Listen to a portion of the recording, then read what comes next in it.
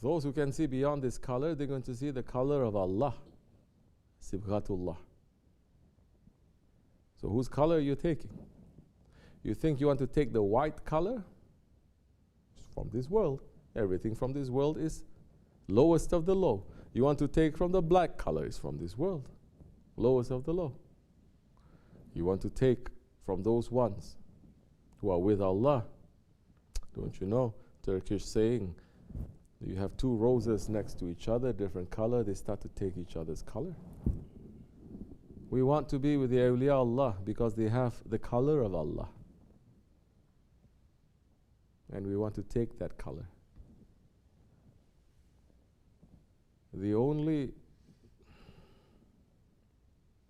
power in the world that was able to make this happen for hundreds of years were the Ottomans. For the love of Allah and His Prophet alone, not because of race or nationality. They take the color of the Prophet ﷺ.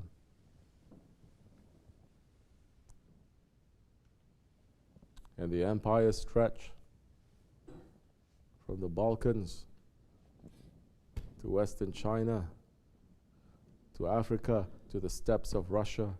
In all Muslim countries, there were Muslim. From the Mughal India all the way to Southeast Asia, they take bayat to that Khalifa. And those who are directly under them, they start to take each other's color. What happens when you start doing that? You become like what Allah says. You become like a light. You become like a light in a niche. You're neither east nor west, but you're bringing light everywhere.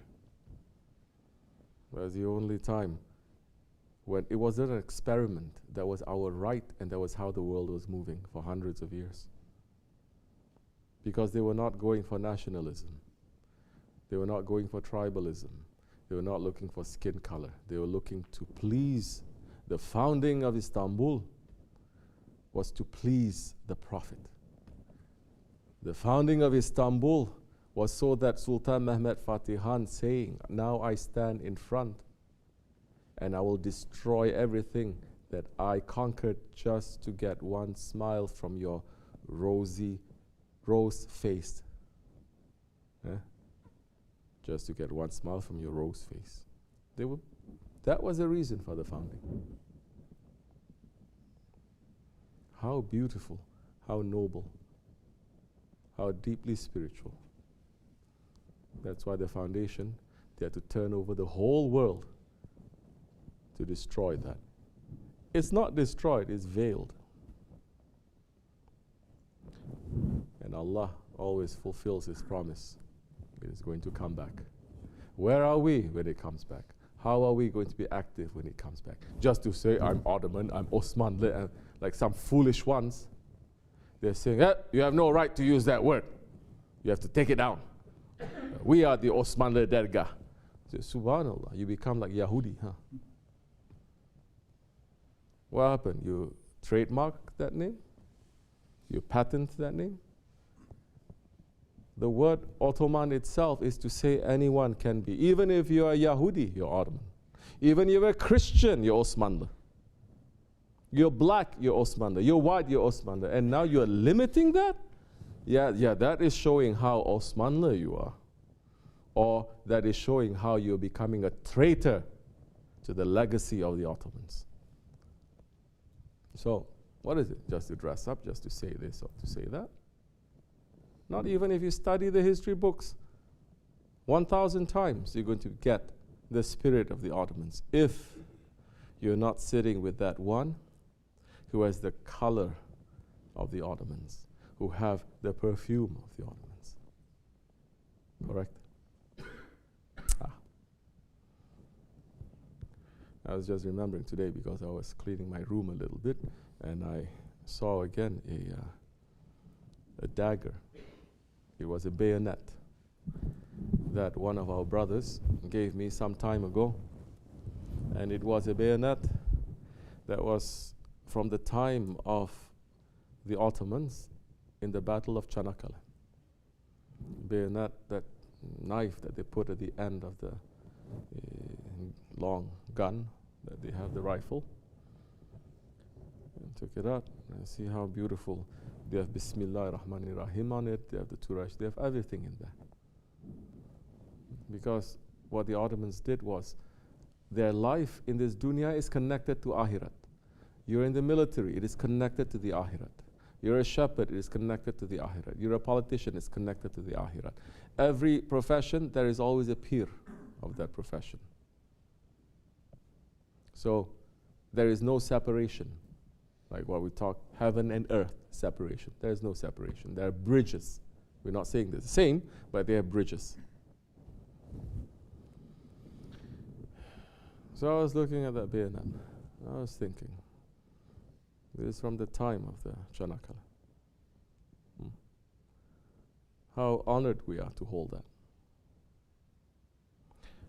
Oh, of course we have to say this because the Battle of Çanakkale is coming, no? I forget. Then I remember Şeyh Efendi's time. It is coming to the point of the Ottomans. The color and the smell that our Shaykh is giving to all of us from beyond the mountain of Kaf is still standing and giving to those who are asking. Because until the Ottomans come back, there's no peace in this world. There's no justice in this world.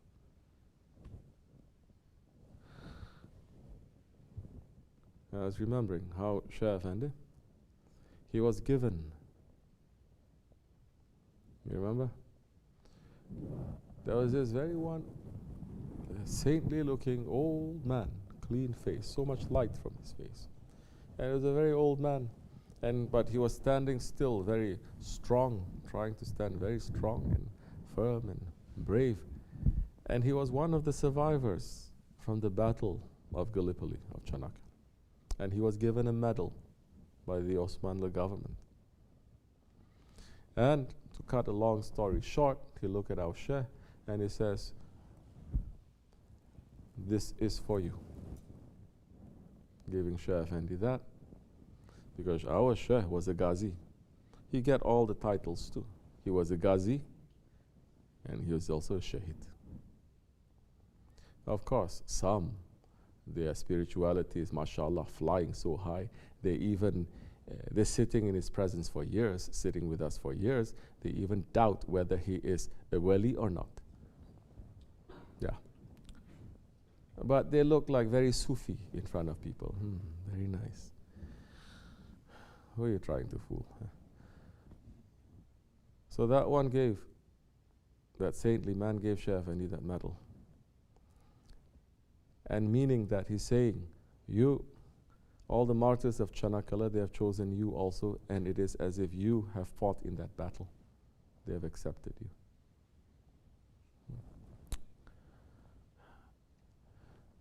So that battle is coming near, the commemoration of that. We have to fight that battle every day. Karbala is not just once a year coming, everyone is hitting themselves, everyone is crying. Rest of the day, you're jumping up and down in clubs. Karbala is happening every year. But Karbala is also happening every day. Every day, if you are not fighting with your ego, if you're not fighting against to the Yazid, if you're not fighting against to the, let's say, Ship? If you're not fighting against, let's say, the Anzac, you understand?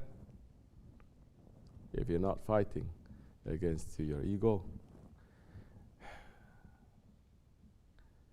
then you're not preparing yourself for the Ottomans to come back.